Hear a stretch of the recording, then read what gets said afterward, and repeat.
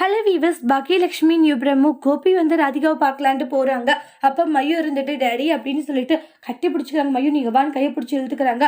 உடனே என்ன ஆச்சு ராதிகா, ஏன் இப்படி எல்லாம் பண்ணிட்டு இருக்க, என்கிட்ட பேச மாட்டியா, உங்ககிட்ட பேச நான் யாரு கோபின்றாங்க.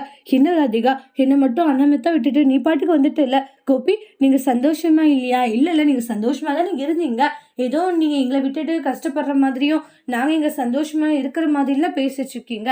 நீங்க அங்க சந்தோஷமா இருக்கீங்க கோபி, கஷ்டப்படுது நாங்க தான்றாங்க. ராதிகா, நீ ஏன் சடனா இப்படி ஒரு முடிவு எடுத்த?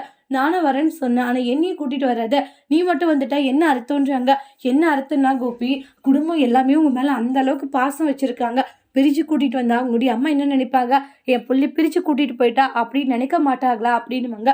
இல்ல நானும் கூடவே இருக்கேன். இல்ல கோபி, தயவு செஞ்சு இனி என் கூட இருக்குன்னு சொல்லாதீங்க, நீங்க உங்க குடும்பத்தோட இருந்துக்கோங்கன்னுவாங்க.